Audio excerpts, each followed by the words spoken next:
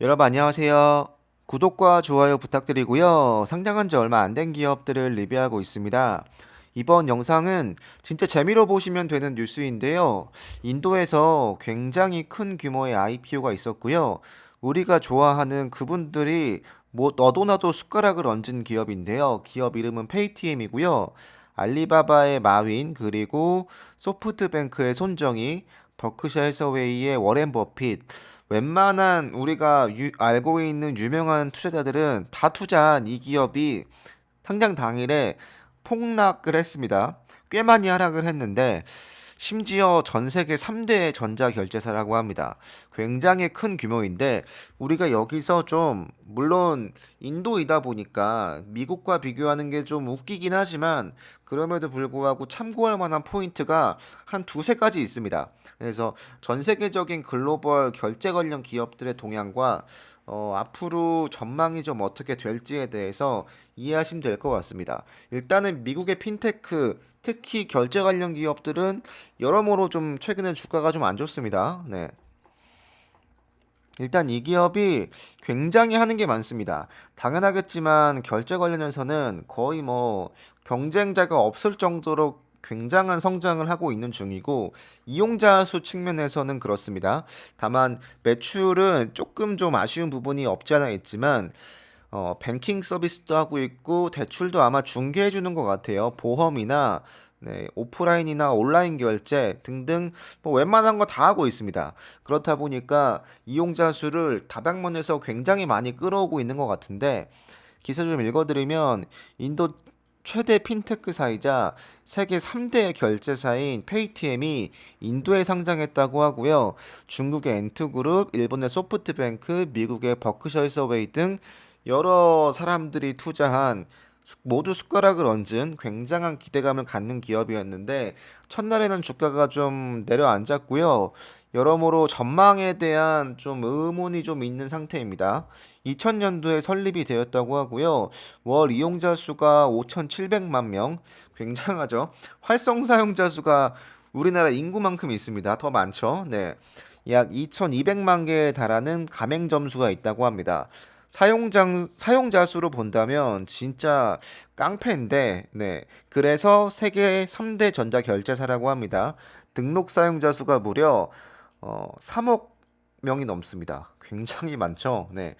진짜 말도 안 되게 많은 이용자 수를 굉장히 빠르게 확보했는데, 그래서 아마도 굉장히 유명한 네, 투자하시는 분들도 이 기업에 대한 기대를 갖고 있는 것 같아요. 조금 더 읽어드리면 시가총액이 20조 원이 안 되는 수준입니다. 네, 이 기사가 나올 당시에 17조 원인데 여러분도 이 기사 한번 뭐 심심하시면 보세요.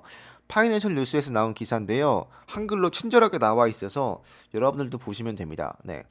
시총이 되게 낮죠. 미국에서 이 정도의 이용자 수의 반만 있다고 하더라도 절대 볼 수 없는 시총인데 아무래도 인도이다 보니까 어쩔 수 없는 기업 밸류의 차이가 좀 분명히 있는 것 같고 대출을 하지 않기 때문에 페이티엠의 수익성이 좀 의문스럽다는 내용이 있습니다. 여기서의 포인트는 대출을 하지 않기 때문에라는 건데 어제 올렸던 영상에서 랜딩 클럽이 뱅크 차터 이후에 주가가 굉장히 많이 올랐고 스퀘어도 뱅크 차터가 됐지만 주가가 오르지 않았던 이유는 뱅크 차터를 했음에도 불구하고 대출을 직접 많이 하지 않기 때문이라고 말씀드렸는데 그것과 비교해서 어느 정도 대입해 보면 이 핀테크 업체들에게 대출 관련 사업이 중요하다라는 걸 알 수 있고 금융 대출을 빼고 금융 사업만 한다는 건 그렇게 큰 수익성을 기대할 수 없는 거지 않을까라는 걸 여기서도 확인할 수 있고요. 뭐 당연하겠지만 은행이니까 대출이 되게 중요한 거 맞는데 대출을 직접 하지 않는 곳들이 훨씬 더 많죠. 그러니까 그 기업과 대출을 직접 하는 기업의 차이가 분명히 있다라는 걸 이 인도 기업에서도 볼 수 있는 거라고 보고요. 여기서의 포인트가 역시 또 있는데 페이티엠의 지분이 중국 자본이 많기 때문에 라이센스 취득이 좀 어려울 거라고 이야기하고 있습니다. 근데 우리가 이 기업을 투자하고 싶어도 직접 투자할 수 있는 방법이 사실 많이 없다고 합니다. 간접 투자인데 인도 관련 ETF를 매수하는 방법이 있다고 하고요. 앞으로의 전망이 이용자 수로 본다면 굉장합니다. 네. 인도의 인터넷 사용자 수준이 2026년에 10억 명까지 증가할 것이라고 합니다. 현재 7억 명인데 이 7억 명 중에 절반이 페이티엠을 쓰고 있다고 합니다. 굉장히 말도 안 되게 떡상하는 걸 볼 수 있죠. 네. 아마 이때쯤 되면 지금의 주가는 내려다볼 수도 없는 높은 곳에 있지 않을까라는 생각을 합니다. 네. 그럼에도 불구하고 상장한 날에는 좀 하락을 많이 했습니다. 여러모로 회사의 전망이 단기 전망이 그렇게 좋은 것 같지 않아요. 장기적인 전망이야 물론 좋지만 장기적인 전망은 좀 좋더라도 일단은 수익성이 좀 안 되다 보니까 여기에 대한 지적을 좀 받고 있는 것 같고요. 네, 위에 했던 얘기랑 똑같습니다. 대출을 하지 않기 때문에 수익성에 대한 의문이 있다고 이야기하고 있고요. 인도의 이 엄청나게 큰 IPO가 여러모로 좀 도취감에 취해 있는 게 아닐까라는 생각을 좀 하고 있다고 합니다. 네.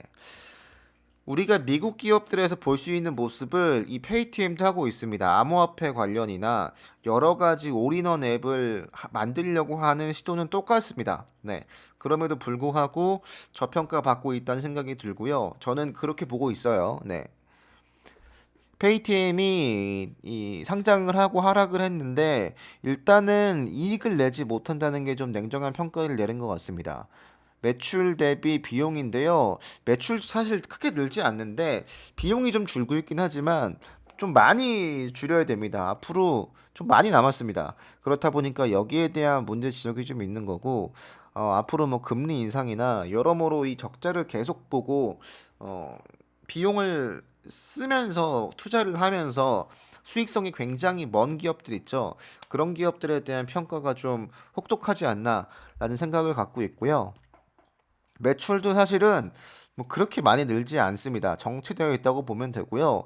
이 페이티엠이 온라인 결제만 하는 게 아니고 오프라인 결제도 포함이 되어 있다 보니까 그 비중까지는 정확히 모르겠으나 어쨌든 매출이 줄고 있고 핀테크 기업임에도 불구하고 이용자 수가 진짜로 많고 전망도 무지막지하게 밝음에도 불구하고 일단은 좀 현재로 본다면 그렇게 단기적인 전망이 좋지 않다라는 말씀을 드리고 싶고 여기서의 포인트가 분명히 있는데요. 회사가 굉장히 많은 서비스를 하고 있다고 합니다. 너무 얇게 퍼져 있는 다양한 서비스를 몇 년 동안 해오다 보니까 각 분야에서 그렇다 할 성과를 내지 못하고 있고, 물론 올인원 앱이라는 걸로 본다면 우리가 소파이를 언급하듯이 물론 사용자 수 확보엔 좋지만 이게 단기적으로는 계속 비용을 쓸 수밖에 없는 구조이다 보니까 여기서의 문제점이 좀 지적이 되고 있는 것 같습니다. 네. 소파이는 다행히도 대출을 하고 있죠. 그래서 거기서 좀 얻어지는 현금이 좀 있다 보니까 그걸 토대로 그걸 기반으로 다른 사업을 할 수 있는 건데 그렇지 않은 기업들 같은 경우는 좀 문제 아닌 문제가 있을 수 있다는 거고 이거를 보신다면 미국에 있는 핀테크 기업과도 좀 대입해 볼 수 있을 만한 내용이 분명히 있습니다. 올인원 앱이 좋긴 좋은데 일단은 단기간 내에 수익을 내기 어렵다. 대출을 중점적으로 할 수밖에 없는 구조다라는 걸 이 페이티엠을 통해서 어느 정도 엿볼 수 있습니다. 네. 이 기업이 어떻게 될지는 모르겠으나 일단은 이용자 수가 많다는 굉장한 그 장점이 분명히 있기 때문에 저는 장기적으로 본다면 굉장히 좋을 것 같은데 글로벌 페이먼트 기업들이 최근에 안 좋습니다. 네. 이 기업도 그렇고 저 기업도 그렇고 페이팔도 그렇고 물론 여러 이슈가 있어서 전반적으로 모두 다 하락을 하고 있지만 어쨌든 이 글로벌한 기업들 모두 다 전망이 좀 내려가고 있죠. 페이팔도 물론 그렇지만 그래서 여러모로 좀 이 기업 이슈를 다뤘으니까 다음에도 관련 뉴스가 좀 있다면 가져오겠습니다. 여러분들 감사합니다.